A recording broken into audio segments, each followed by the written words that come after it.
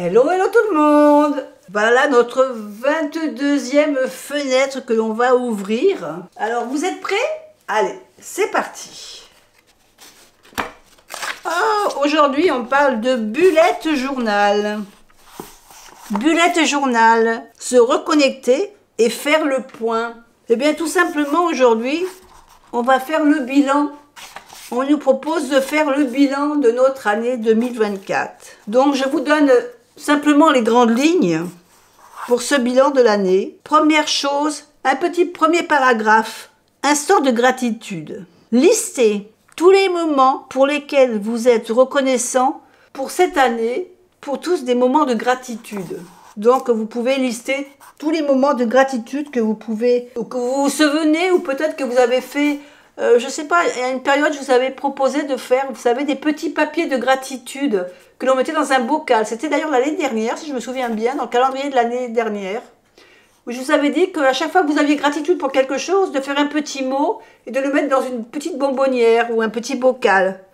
Si vous avez fait ça, vous avez simplement besoin de ressortir ce bocal et de ressortir tous les petits papiers et vous allez les lister. Maintenant, si vous ne l'avez pas fait, parce que vous n'avez pas suivi le calendrier de l'année dernière ou parce que vous n'avez peut-être pas eu le temps, eh bien, il va falloir faire un moment de retour en arrière, de repenser à tout ce que vous avez vécu dans l'année 2024 et de noter tous vos moments de gratitude. Une fois fait, on passe au deuxième chapitre. Mes accomplissements. Écrivez et conscientisez vos réalisations, petites ou grandes, et soyez fiers de chacune d'elles. Vous verrez que vous avez réalisé plus que ce que vous ne pouvez l'imaginer. Tout ce que vous avez entrepris, que vous avez réussi à aller jusqu'au bout en cette année 2024, vous listez tout. Une fois fait, on passe à un autre chapitre.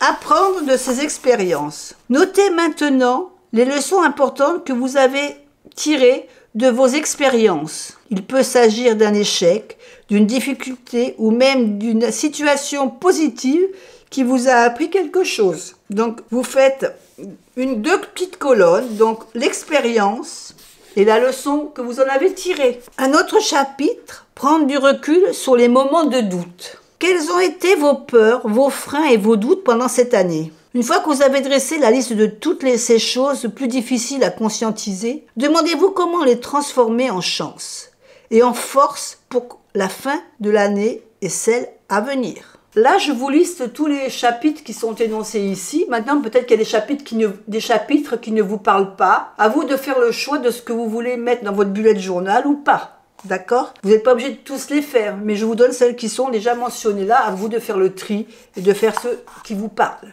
Autre chapitre, mes souhaits pour l'année à venir. Mes objectifs de l'année. Quels sont vos objectifs personnels, professionnels et spirituels pour l'année à venir? Donc, vous pouvez faire un petit tableau en 4 colonnes. Donc, une colonne personnelle, une colonne professionnelle, une colonne spirituelle et une colonne autre. Et vous mettez dans chaque colonne tous les souhaits que vous voudriez pour 2025. Ensuite, un autre chapitre, on vous parle d'expérimenter la puissance des mots à des affirmations positives. Rédigez une liste d'affirmations positives à répéter sans modération pour décupler votre confiance en vous-même. Règle importante, écrivez seulement des phrases affirmatives et n'utilisez pas la négation. Souvent, vous savez, il y a des phrases qui nous marquent. Je pense par exemple à celle, il y en a une que je note souvent dans mon carnet. La peur n'évite pas le danger. Voilà, pour moi, c'est une affirmation positive pour moi. Maintenant, vous pouvez en avoir, vous, d'autres. J'en ai d'autres, mais là, c'est celle-là qui me vient tout de suite dans la tête. Mais vous pouvez avoir d'autres affirmations. Ensuite, vous pouvez avoir, alors mon vision board, créez votre propre tableau d'intention afin de visualiser vos rêves et vos objectifs. Imprimez des photos inspirantes, découpez-les dans des magazines, dessinez vos souhaits ou écrivez-les. Faites selon votre inspiration et votre intuition. Donc c'est un tableau de visualisation de ce que vous avez envie de faire pour 2025. Donc vous pouvez dessiner, découper, faire du collage, voilà. C'est chacun suivant son inspiration du moment. Quelques mots pour soi. À présent, prenez quelques minutes pour vous écrire une lettre. Cette lettre, vous pouvez l'adresser à votre moi du futur et à la relire dans 5, 10 ou 20 ans. Vous pouvez faire un état des lieux de votre vie, écrire vos rêves et vos aspirations. Où voyez-vous votre avenir? Quels sont vos rêves les plus fous? Cette lettre est votre point de départ. Placez vos pions petit à petit pour vivre la vie de votre choix, la vie de vos rêves. Aucun rêve n'est inaccessible, il suffit d'y croire et de le visualiser. Voilà quelques peut-être pistes que vous pouvez suivre. Et puis c'est intéressant, c'est une bonne idée cette histoire de lettre, de faire cette lettre par exemple, et une fois que vous l'avez faite, vous la mettez sous enveloppe. Vous la mettez dans un coin de votre bureau et vous marquez par exemple à ouvrir en 2028. Et puis à ce moment-là, vous verrez en 2028, c'est ce que vos aspirations, vos rêves, est-ce que vous en avez réalisé une partie ou tout simplement vous avez tout réalisé. Ou peut-être qu'il y a encore des choses à faire. Mais c'est intéressant de voir de ce que 3 ans en arrière, vous avez espéré. On voit notre évolution et c'est super intéressant, je trouve.